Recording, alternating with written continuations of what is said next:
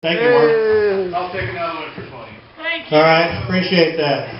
So we'll set those aside for you. Anybody else? You want to come? Yeah? 20? All right. So see me afterwards.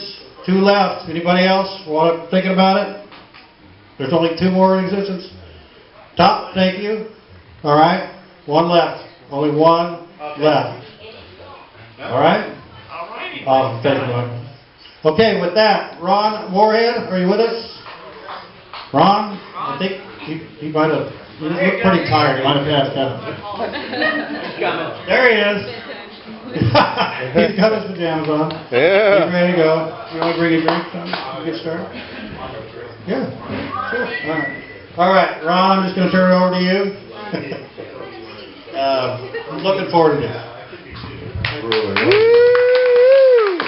Thank you, Todd. Well, I know everybody's appreciated them before, but I want to do it again. They go through a lot of work doing this. This is the 9th year they've done it. And let's give them another applause. This is great. It's really a fun thing to do. How many have been here on every Beachfoot? Just since last year, everyone. There's 3 of us, Todd, Diane, and me. No, I seem like there were more. Peter, Stand up. What? Peter's been everyone. I know, Peter's missing in action again. He's asleep. All right, well, I guess how many here have heard my program before? Okay, well, the rest of you can go.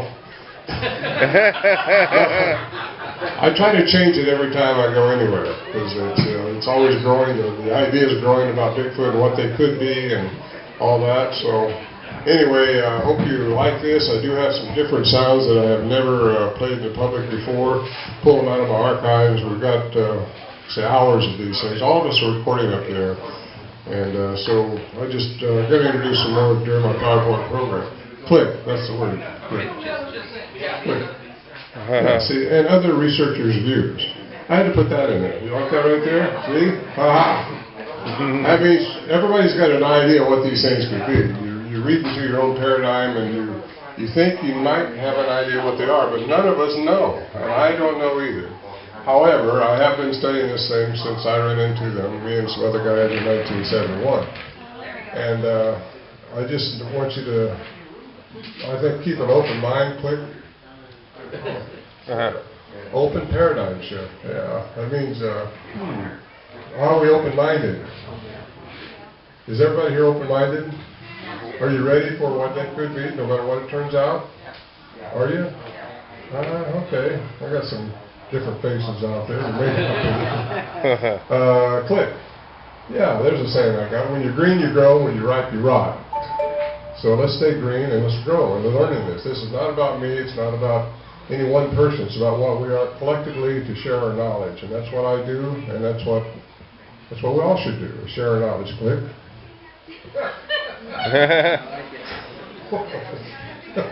Well, I could call her James. That's her name tag, you know. Oh, that's me. Go ahead and click. What are they? A click? Yeah, caution. Click. I had fun putting that one on there. You just don't know yet. Could be bad, could be good. This could be something we all aren't expecting. Click. That was a sound. That was a Bigfoot sound. I recorded these things, me and some other guys in the Sierra Nevada mountains of California. Started in 1971. Click. Oh, yeah, that's getting into our camp. Which, by the way, when we leave here, Joe Hauser, myself, and Carrie, my beloved over there, are heading up there on horses. Oh, wow. This next week. So a week from today, we'll be there, unless I get a broken rib thrown off a horse or something like that, which has happened before. That's the kind of terrain we go over, part of it anyway, to get to our camp.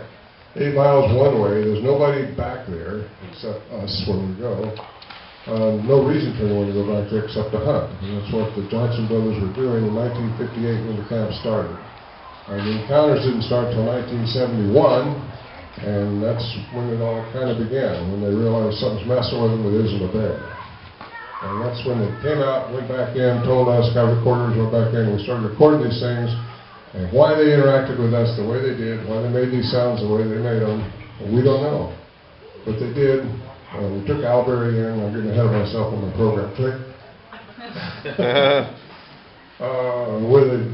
Where? Oh, this is where to click. That's our camp. That's the shelter, what it looked like in 1971 when I started going to the camp. It's 8,400 feet. We can't get there in the wintertime because of the snow. It's, like I said, 8 miles. It's up and down a lot of rugged terrain. And anyway, that shelter, I'll get into what that shelter is about a little bit later. But they think these things, when they go inside, they would be right around our shelter making these noises. And some of them are pretty aggressive. Click. That's a little coronary we fixed up for a that's my mule. You can't see his head, but you can see there's not a fat piece on his body. He has kicked me so many times. Click. These are some sounds that, this is a display sound, and you'll see as these go on.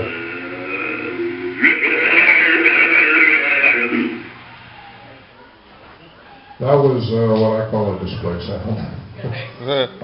What I can't describe in these sounds is the amplitude, the sheer volume in which they come out. It's like huge. They're just huge.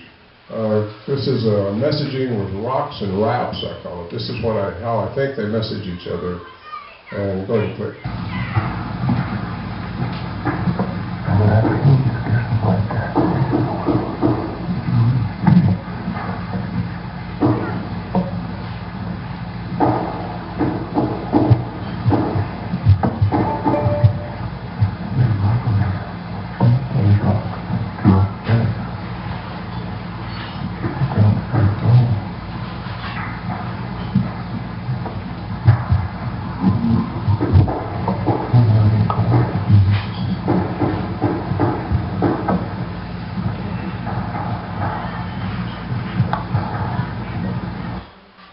Been able to hear all that, but they were flicking rocks and popping limbs from here to there. This is a night, and one of the only nights that I got to see one.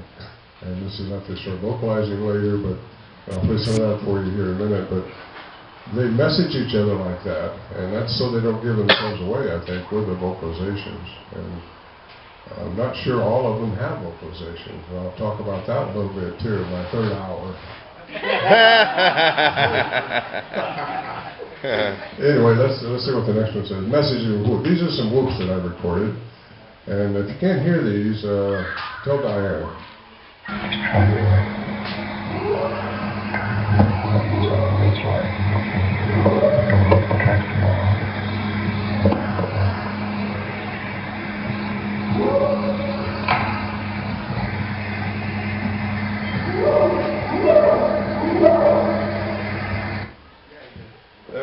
Just some whoops. I got quite a few whoops recorded, but I think again they message each other with whoops before they ever start jabbering. And they do jabber. Just like Albert Osman said, he said they jabbered amongst themselves. John Green said that when he interviewed him. John Green said that he said that. Let's see. Let's do another one. Click.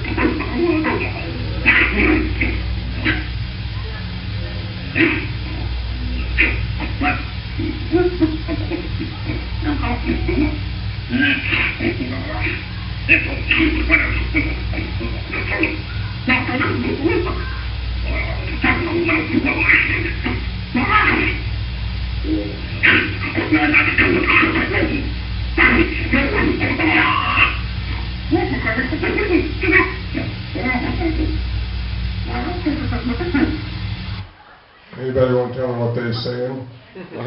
See, I introduced some more sounds in this, and I will as we go through, but it's still just jabber. We don't know. Even though Scott Nelson, the cryptolinguist, has transcribed the language. He hasn't translated the language. He's transcribed language in these sounds.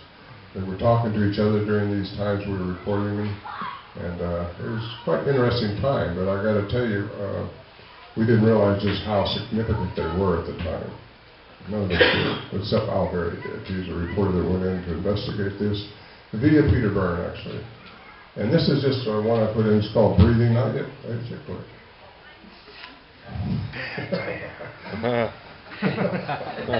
I just put this in there just because. Can you guys hear these sounds outside? Yeah. Barely? Okay, I don't know what to do about that. Get inside. Inside, that's what Okay, this is just, I just threw this in just because this is showing how close they were to the microphone on this. Go ahead. Click.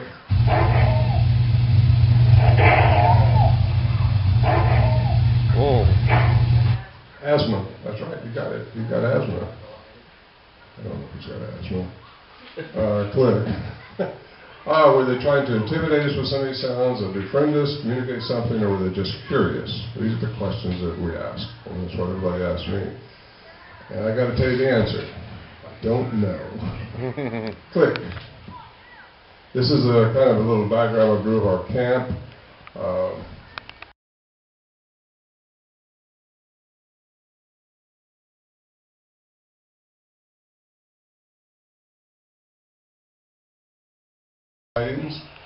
And around our camp at different times. Alberry, who was not up there nearly as much as we were, never got to get a glimpse of one, but he got some really good recordings, and some of those is what you're hearing tonight. Click. This is a whistle. The whistle is through their vocal mechanism. It's not through the lips like we do, and that was established by Dr. Curlin at the University of Wyoming. One more time, quick.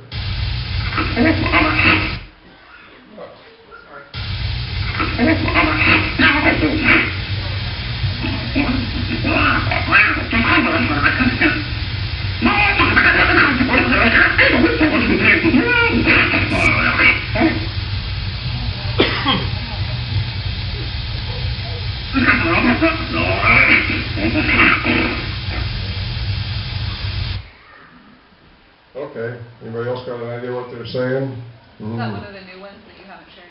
What? Is that one of the newer ones that you haven't? Could be. Yeah, there's some of these you've heard, some of you have never heard these before, but you probably won't know the difference because they're all jabber. You don't know what they're saying. And that's what Scott says. Scott Nelson, cryptolinguist, he says until you got one to come in and sit down and point to a tree and say, ooga, ooga, that's a tree, you don't know that ooga, ooga means a tree. You just don't know. That's how you get a language, how you know what the other person's saying. Click. That is Al Berry. He came in to vet this story via Peter Byrne in 1972. And he was working for the Redding Record Searchlight newspaper up in Redding, California. He passed away a few years ago. We became very close friends, did a lot of expeditions together, interviewed a lot of people together, and he did a lot of work on this stuff. He's the one that fostered the sounds at the University of Wyoming and who established the credibility behind the tapes were good. That they hadn't been manipulated, they hadn't been pre-recorded, re-recorded, or changed speeds or anything like that. It hadn't been altered. That was done through Professor Curlin at the University of Wyoming. Click. Let's give you a little information. He was a former Vietnam veteran. Click. Master's degree in science, and he always told me don't talk about any woo-woo stuff up there, because we had some, I got to tell you, we had some strange stuff going on up there. But the sounds were what we were concentrating on, what he thought. Because of his science background, he wanted to maintain the science discipline, which is a good thing, and that's what most people here are doing. That's what I do too, but there's another science we call, I'll tell you about it later. But he contacted Symphonics Research, that's the people that investigated the Nixon tapes. That was in 1975. And they listened to them and said that they were compelling, that they were not they said the same thing Curlin did, except they didn't do a full-blown study like Curlin did. So that was pretty good credibility going, but they could not because of the cost. Al couldn't afford to pay them what they wanted to do a full-blown study. He finally found Dr. Curlin. Click. He fostered the study. Click. And that's the book. Anybody got that book? Yep. It's a good book. You can get it. Our story is the first 3 chapters, and he talks about interesting stuff. And they still spell my name wrong, but it's okay. What? Quick.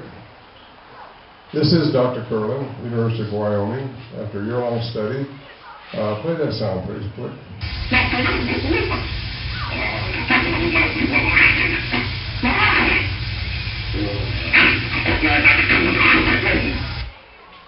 Okay, I just explaining sounds because everybody wants to hear Bigfoot sounds. This is what these things sounded like. They had a Bigfoot, and that's what we know.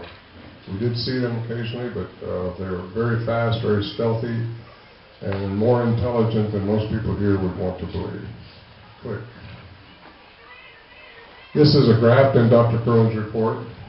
And see the square right there? That's the average human range of your vocal range. The sounds that you're going to hear are indicated by these icons here, which we'll play in a second. But notice where they fall outside the human range, in the human range, and below the human range. And listen to this one right here called Morehead. Sounds very human-like, and that's the sound you'll hear at the end of this tape. Clear. Oh.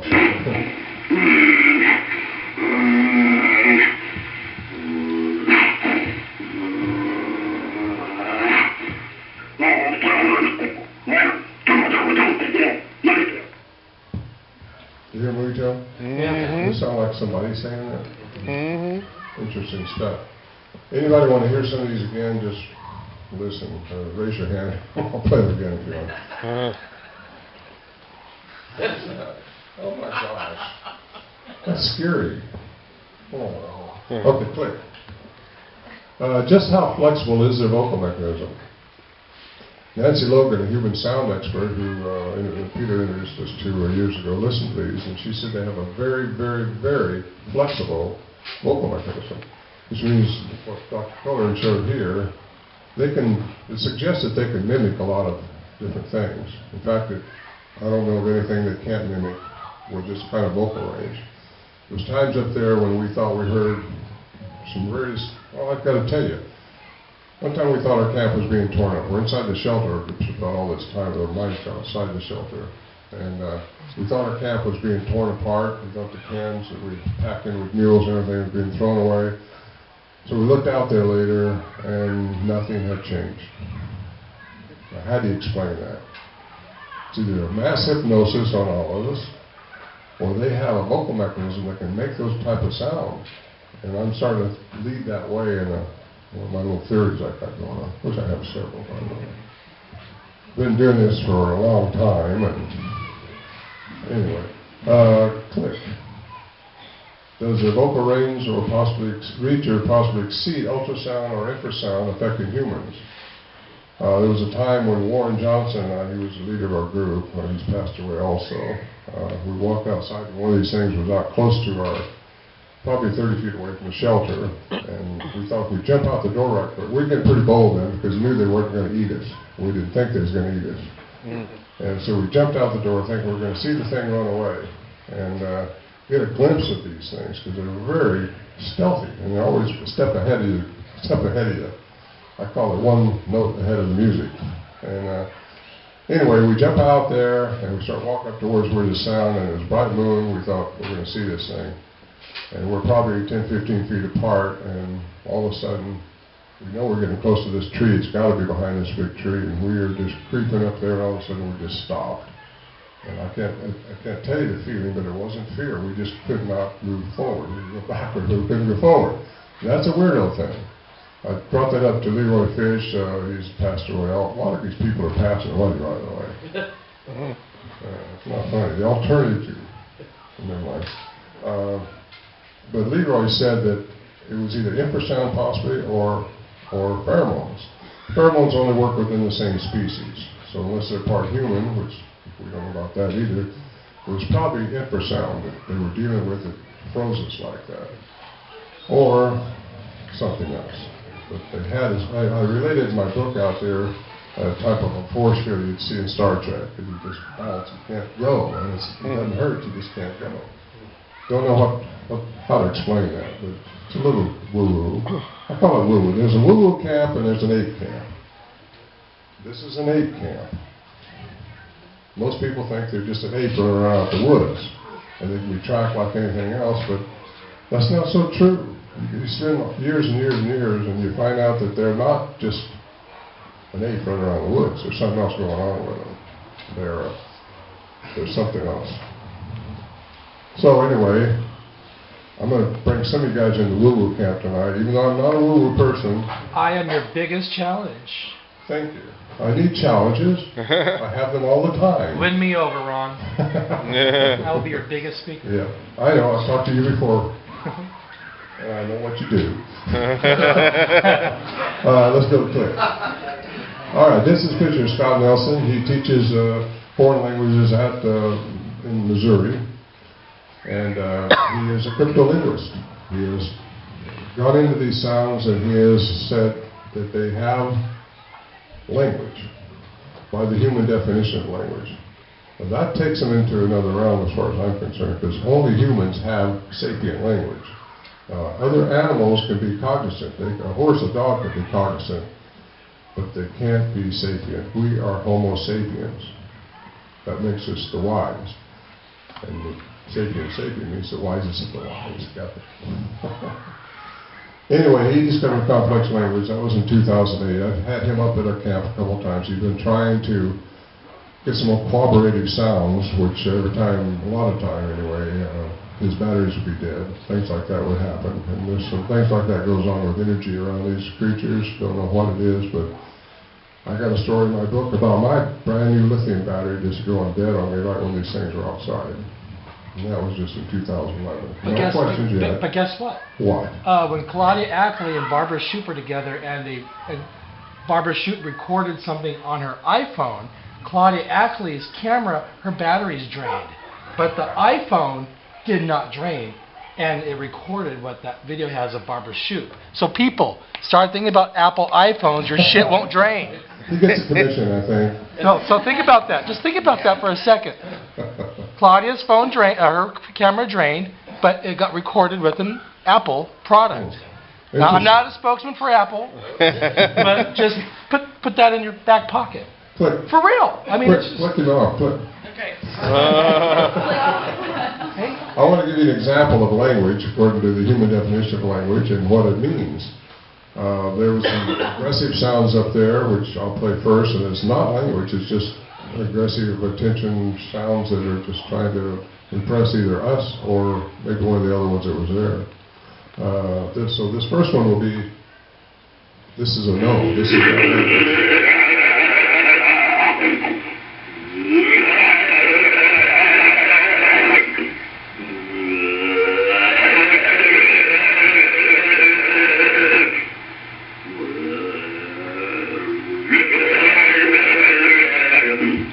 Sounds like he's beating on his chest. Outside the shelter. By the way, that's me with my sagittal crest. Maybe they thought we were little sagittal crest brothers or something. I don't know. We all wore those to keep our heads warm up there. That's a cast that we cast in the snow. That's our shelter back there. Anyway, play the next one, James. This is language.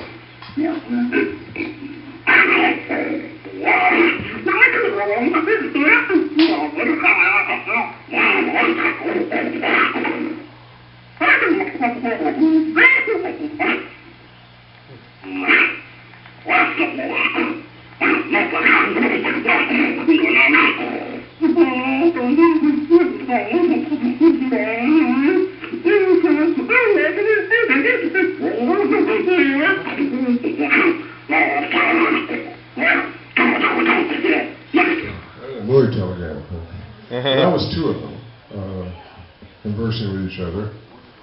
Nancy Logan, who listened to this years ago, said there was a male and female involved in that. And she is a human sound expert, by the way. One of only 10 qualified with her credentials in the state of California. But she said the female won, just telling you guys. Anyway, that was a language. And what forms a language is what they call a morpheme stream, right there. That's a group of words that make up a sentence. And you wouldn't believe how many people try to get a yell or a scream or something sent off to Scott Nelson to tell them it's a Bigfoot. Well, having listened to David's talk this morning from the Olympic Project on the sounds, it's important that you get something like that going. I have my hats off to David for that. So it's a good project you guys got. I'm glad to be part of it. Thank you very much. But a morpheme stream, it's not just a group of words that make up a language, make up a sentence. It's a cognizant sentence. It's a sapient sentence. It's something that makes sense. We don't know what they're saying. And we won't know what they're saying again until one comes in and points to a tree. Like this ooga stuff. Can you do a click? This is some 1974. Now the quality isn't quite as good because we just got into camp on our horses and they started doing their wrapping and stuff like that, and we just went over and got them out of our saddlebags and set up the microphone right there. And anyway, let's play that.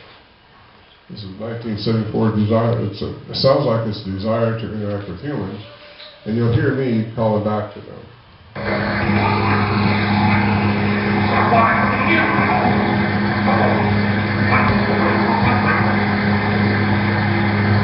Please try and talk to this.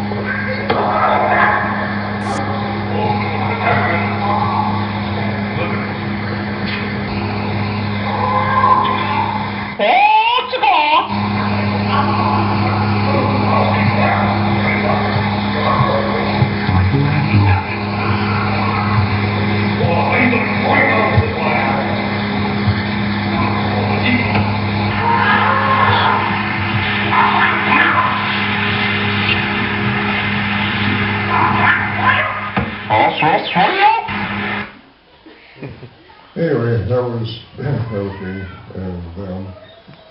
That was an exciting night. That was 3 years, same camp, after we first encountered them in 71. This was 1974, and this is the night, like I say, that I got a glimpse of one.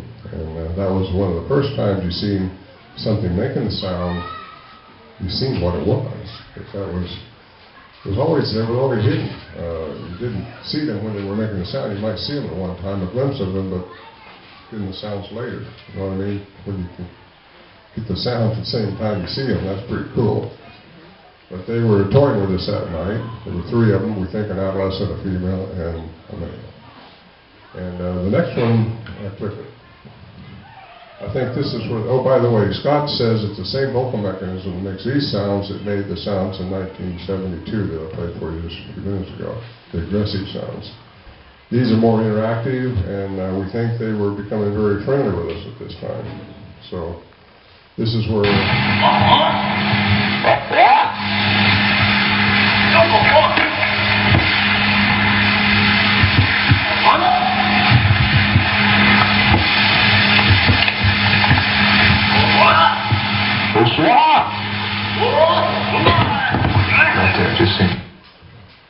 Bill McDowell and I, both of us got glimpses of them that night. They were just being very bold. They'd never been that bold before while we were still outside the shelter. That was pretty cool. But most of the time they wait till we got inside the shelter. They're kind of that way. They're going to deal with you on their time, their place, their schedule. Let's click it. After 45 years of interacting with friendly gestures, vocal exchanges, offering no threat, that's out very high, by the way. Click. Why not allow themselves to be known? I used to say expose themselves, but I seen where that got Derek Randall earlier. And, so I leave that alone now. But why don't they? Why are they staying so elusive if they're friendly? And I think these were trying to be friendly with us. Or they just trying to trick us so they could eat us. Click. So after decades, what have I done? Classical science didn't get us where we want to go. It's not getting me where I want to go anyway. It's finding the answers. So I turned to quantum physics because it is a science. It's hard to get your head around it, but click. This is what Einstein. Science without religion is lame. Religion without science is blind. Now, I think if he could say it again, he would say spirituality, not religion, which I think there's a difference between the two. I'm a spiritual person. I'm not a religious person. But in my view, click, To me, the science of quantum physics is synonymous with spirituality. Now, spirituality says there's heavens. Physics says there's dimensions, alternate dimensions besides the 3 that we live in. There's supposedly 11. The math says that that's a perfect, there is a number of dimensions. And it gets deep, and I'm not going to claim that I'm a physicist, try to explain it to you, but if you want to delve into this stuff and really get to it, I think the answer could be into physics, how they do what they do. Because you hear all these reports over all these years, and believe me, I've been interviewing people for a long time. There's a lot of crazy stuff that's been going on around these things that the classical science is not able to really explain. Notice I'm going like that when I say classical science. The box. The box. They're in a disciplinary box, which is not bad. My hat's off to them. They go through a lot to get their degrees and all that.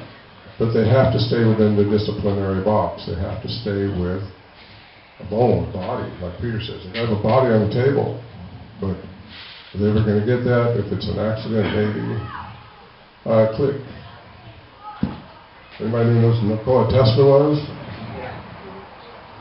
This is what he said. Well, one man calls God, another man calls the laws of physics. Well, I say, what I say is what one man calls God's miracle, another man calls the laws of physics. I think that things can happen. We're made to be better than what we're showing what we are.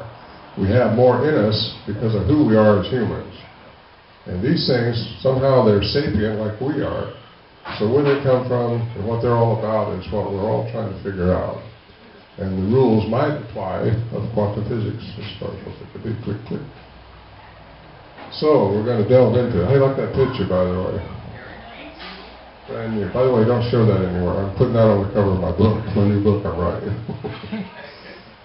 That's a special picture made just for me by an artist, Becky. I won't tell you the rest of it. There's more to it than that. Click, by the way. So we're going to delve deeper into the Bigfoot phenomenon. What could it be? What's some theories, a hypothesis? I've got a couple, and I'll tell you about them. You can take them or leave them. I don't care. I've been doing this for a long time, and I think I had just whatever question the world shot at me. Click, click, click.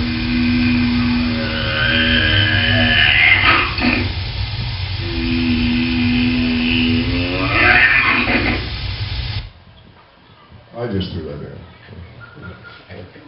How science works. Classical science refers to a discipline of acquiring knowledge. It can't be predicated on one's likes, dislikes, personal beliefs or disbeliefs, or unsupported assumptions. Classical science requires a body of evidence. However, science is supposed to be a self-correcting process. Mainstream science alone has not given answers to this mystery. It's incomplete. That's where click comes in again. Quantum mechanics was born out of the inability of classical science, classical mechanics, to reconcile theory with experiment. And this has been around for over 100 years, by the way. And all we want to believe is what we can see. But there's more going on that we don't see. Just saying. I know that. You ever had a psychic phenomenon? Anybody ever called you, or you thought somebody's going to call you, or something's wrong, all of a sudden the phone rings and there it is? Or gut feeling. There's an entanglement. It's called a gut feeling. Where'd it come from? It's a process called quantum entanglement. And click. This is my Bigfoot theory. In Bigfoot's vocal mechanism change their body's vibrational frequency by using the laws of quantum physics. And this, I know, I see Richter's face right now. But we are vibrational frequency. We're just energy. We're collective energy. That's what we are, all of us. That energy, when it leaves and goes to another dimension. Religion wants to call it heavens. Physicists calls it dimensions. But that energy can't die according to physics. It can't die. What's inside you won't die. You're going to go somewhere. Your body might stay here, but you're going to go somewhere. And I'm not preaching. I'm not a preacher, I guess. But I'm not trying to convert you into something here, but yeah, I am. What the hell? Anyway, could this fall into quantum physics? What they could be, because if they're sapient, we're supposed to be the only sapient people created in the image of something very special. That's why we are special. That's why they are not allowed to interfere with us, because we have been given, and I'm going to get into a few things here that might offend somebody, but I'm just going to do it anyway. I think we've been given certain rights on this earth, and these things have not been. Whatever they are, they're not like us, but they are sapient. At least the ones I dealt with. I got to say that, just the ones I dealt with. Because I'm not sure that they're all the same. In fact, I'm pretty sure they're not all the same. I'll tell you why in a minute. Click. Click again.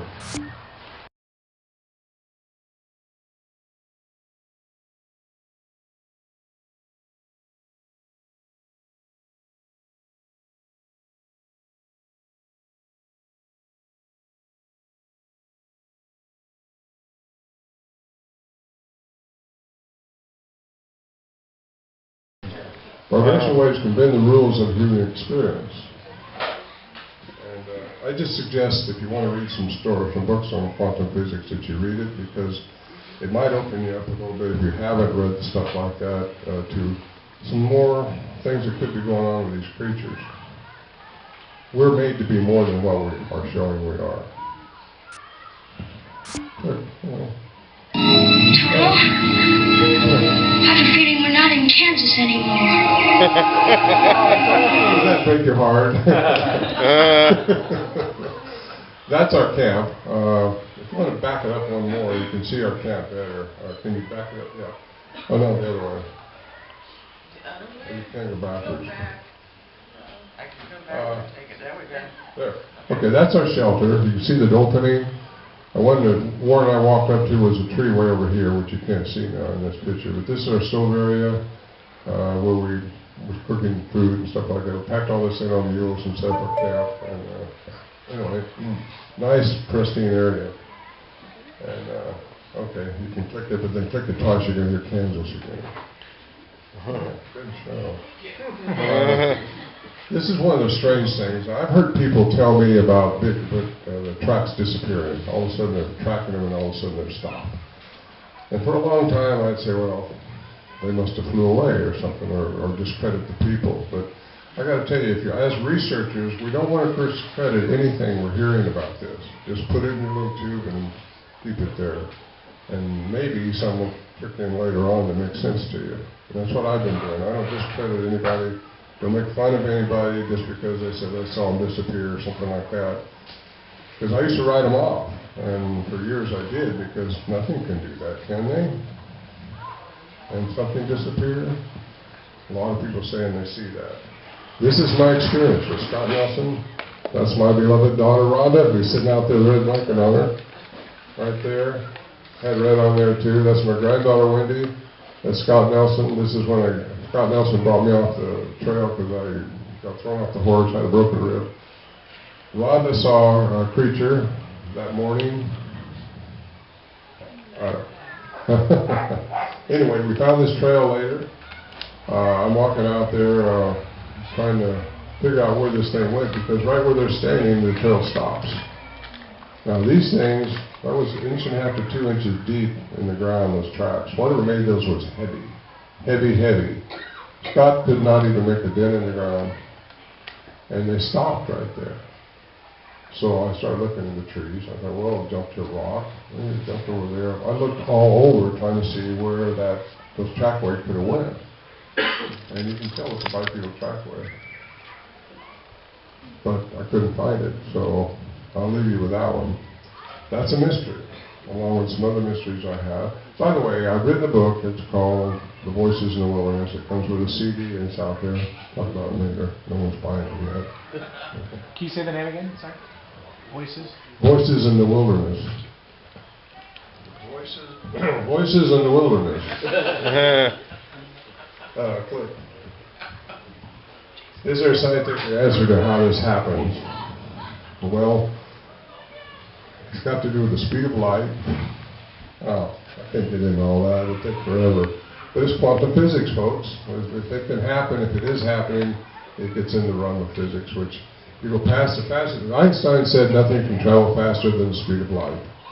Well, mass cannot. Of course, we're not mass, we're just energy. Once that energy goes faster than light, it just continues as energy and not mass that we're receiving. Our energy vibrational level has been so lowered as to be perceivable by our eyes.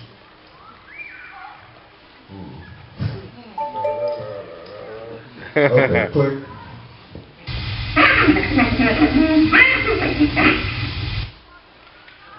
Okay, oh there, click.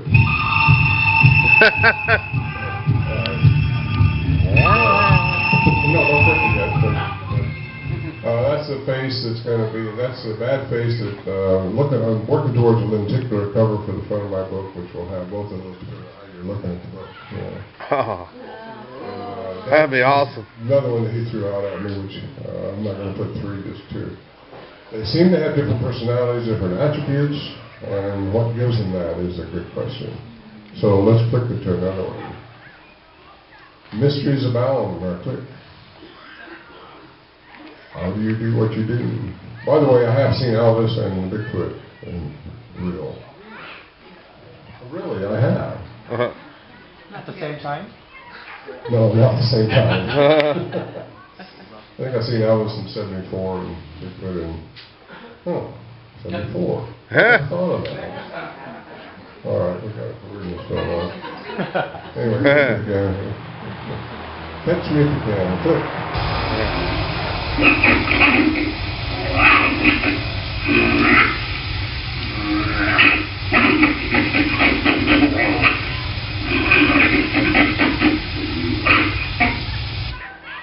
That was the sound that I found that I was doing there. Click. What would give them different attributes? Click. There's some theories, and I got some theories. Could hybrids could successfully reproduce?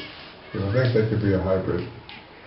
And over eons, could their DNA have been modified, therefore becoming more human-like, e.g. from interbreeding with indigenous people? Can you see all that picture? Well, that used to be a woman being dragged away by a caveman until I met Carrie. And she had me change that to this lovely little person here. But there's a Native American lore goes way back as far as these things taking their women. The genome would have to be very close to allow the inbreeding like that if that's happening. We have 23 pairs of chromosomes, as you know. That's everything else, that's 24. But that's one thought. Could they be part human? That would make them part human. Good. Oh, little face. He's happy.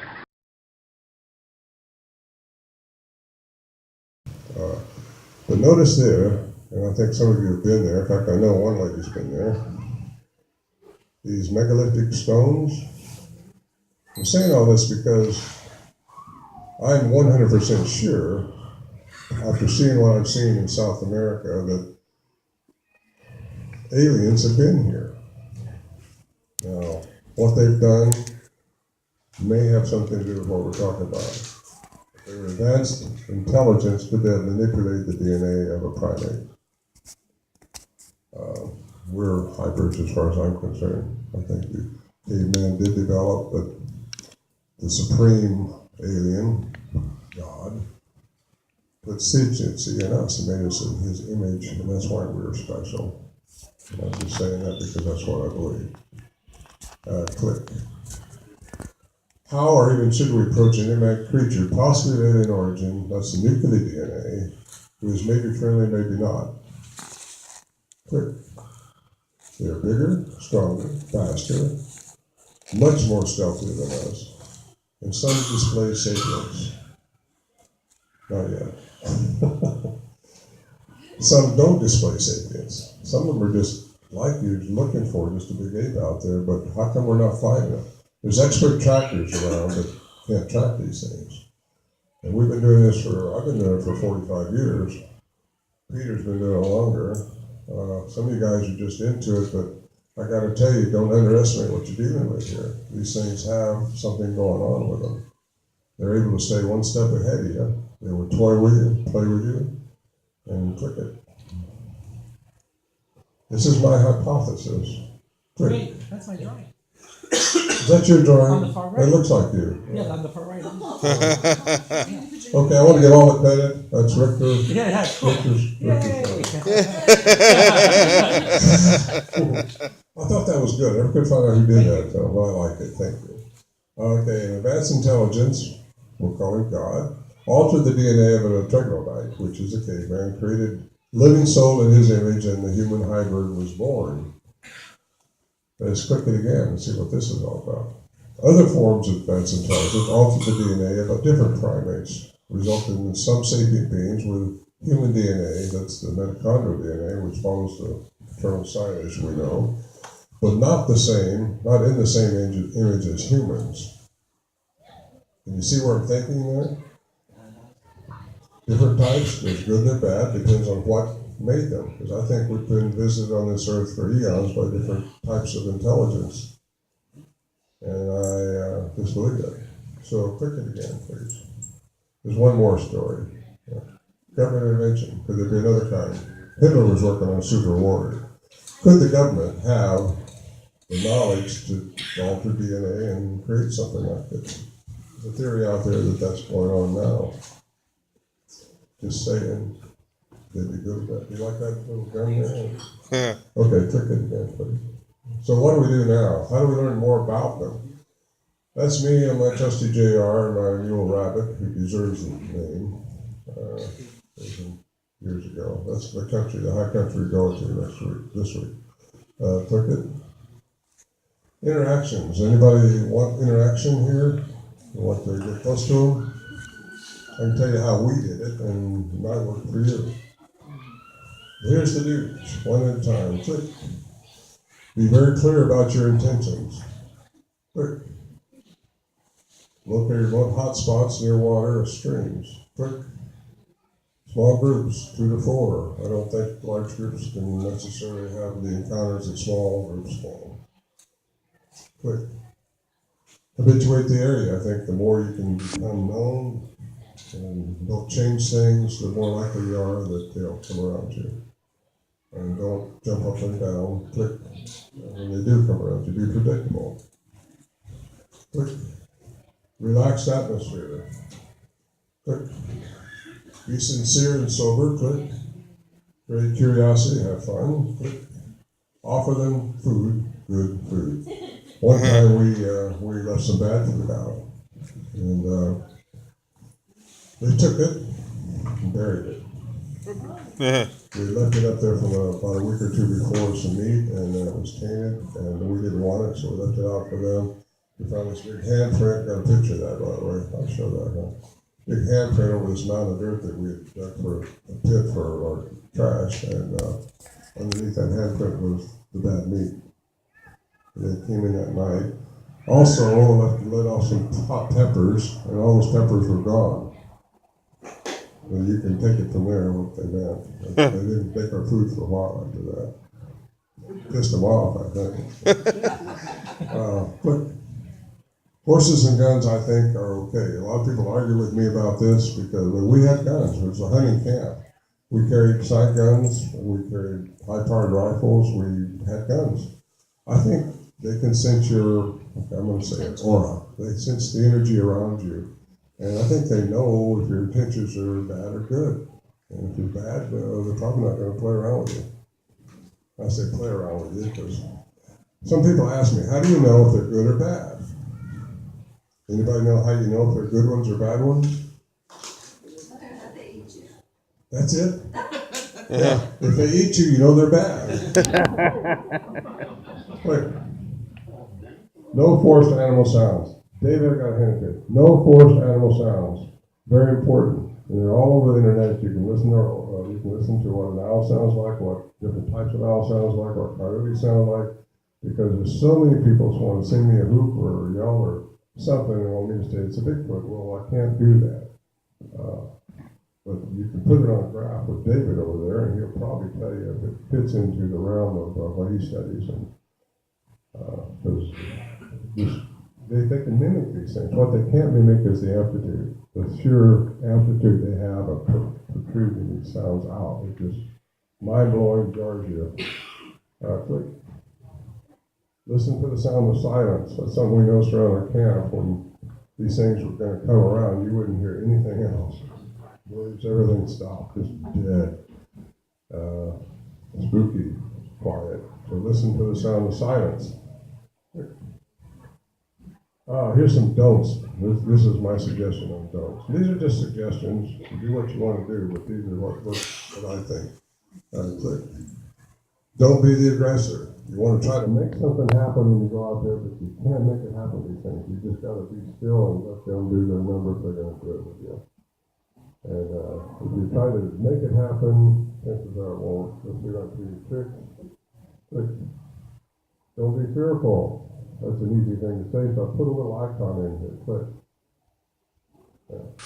Because that's easier to say than you can imagine, because it's hard not to have a little bit of, I think they'll shoot me or eat me or what they do.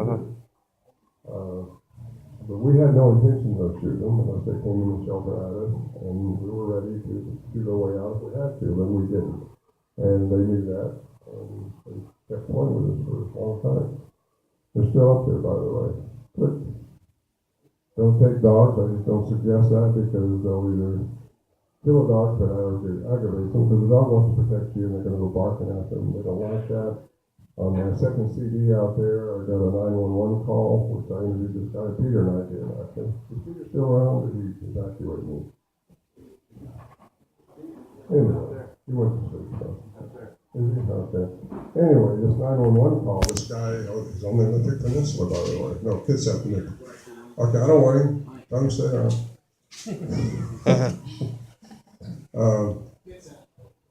Kitsap Peninsula, yeah. And, but he lost his good big German Shepherd. And it got, during the sighting, how many have heard the 911 call? A lot of people have, okay. Well, it's pretty real, isn't it? You got to believe the guy. I mean, this guy was pretty sober. Anyway, he lost his dog. He got thrown about 35 feet over a fence, 9 feet high. He showed us where it went, from where it landed, and something that thunk, a squeal, a thunk, and it goes straight on over.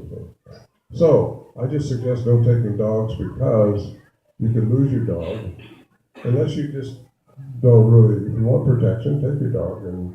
You either lose it or these things won't come around because I don't want to be irritated by a dog. But don't shine flashlights. That's another thing because shining lights, white light seems to bother them. They don't like white lights right now. As soon as you do that, they're going to be gone. Amber lights seem to do okay. But if you shine a light in their face or at them or try to see them like that, they're gone.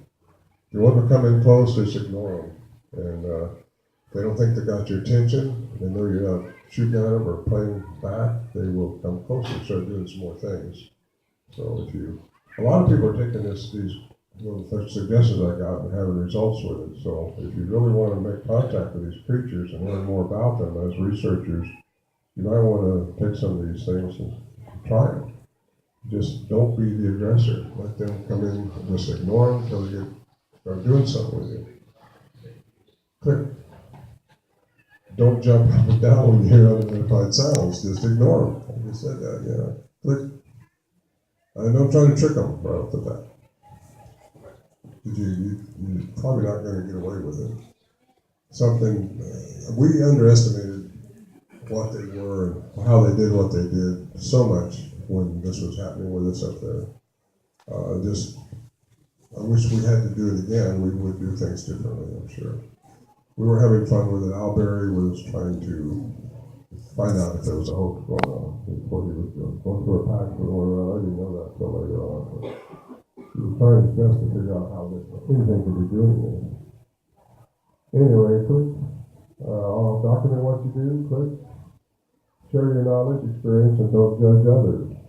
That's important, I think. Not to judge others. If somebody tells you something that doesn't fit with your paradigm, don't call them crazy. They're crazy. They'll do it privately.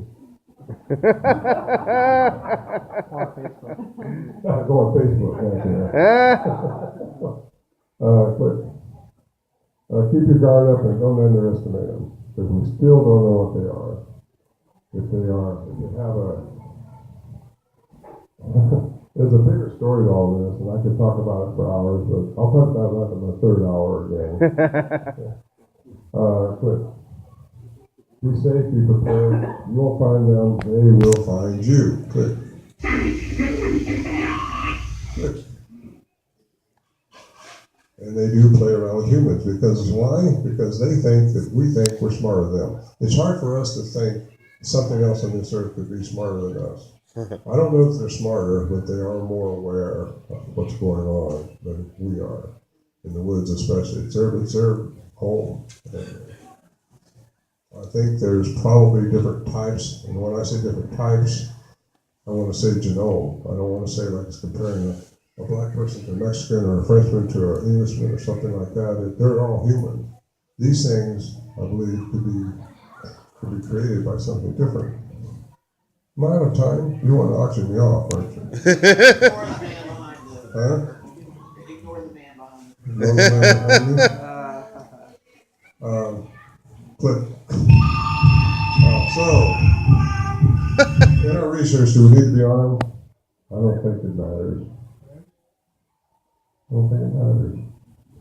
I take a weapon with me because you never know when a bear's going to be around. You want to pop him with a little snake boat or something, or maybe a snake itself. Right there, the first 2 rounds. The first round's empty. The next 2 rounds have the bird shot at him. Then I carry the high-powered shells after that. Quick. The best weapon is, I think, discernment. Again, the way you find out if they're good or bad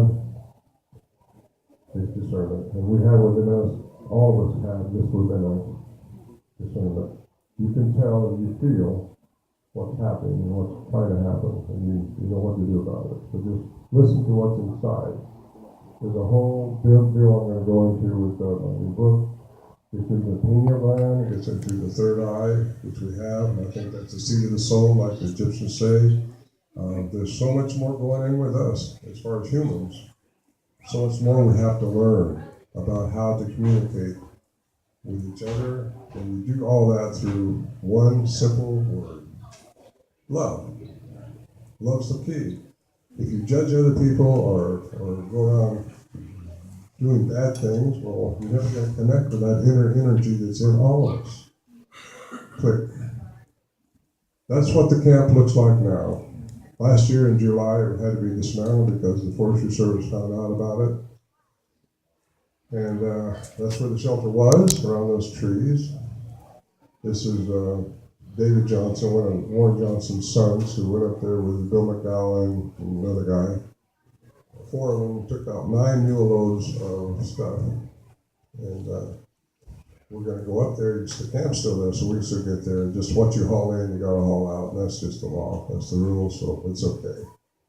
But now you can't walk in and take enough stuff to last you a day or two without walking back out and breaking your knees.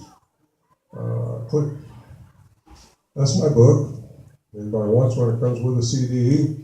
When you get to the context of the sound, when I talk about it, you can hear the sound I'm talking about. It's my 40-year chronicle of doing this. And there's a lot of little nuggets in there that work for me. Some of these things can talk, some of them can't talk, I think. But they are not allowed to interfere with us, I don't believe. Good. That's my contact information. Anybody can contact me. I'm easily approachable. Click. I don't do that right now because we don't have Wi-Fi. Click. That's my book that I plan on having out before the year is out. Remember writing it. And again, I'm doing, I believe, a lenticular cover on this. And I'm really working on that because I've drawn the ugly one. And as you change where you're looking at it, you're going to see the good and the bad. Because I do believe there's 2 kinds. There are more than 2 kinds of it. The genome is different. I want us to express that. They are not the same genome. Click. That's my beloved Carrie. That's when she was 15 and a half and I was older. See, believe it or not, we didn't know this picture existed. Her and I was in a play. I was playing Abraham Lincoln, and she was my wife. And that picture popped up via her mother, found it, and sent it to us. We didn't remember either one of us having it taken. Oh, Bear. By the way, I got to say something right now. Who knows what happened 2 years ago at this camp?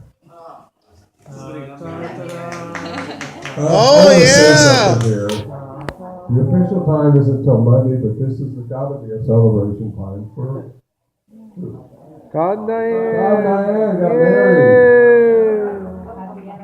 Let's give my applause.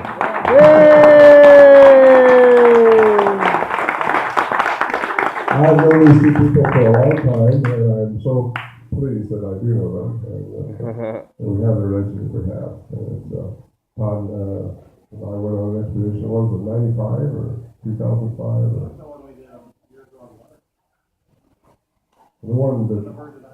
Oh, that was actually that's a diving to Virgin Islands. Anyway, I'm just so privileged to be part of this whole thing. And again, it's not about me, it's not about them, it's about what we all are collectively to learn more. Peter's got so much to offer.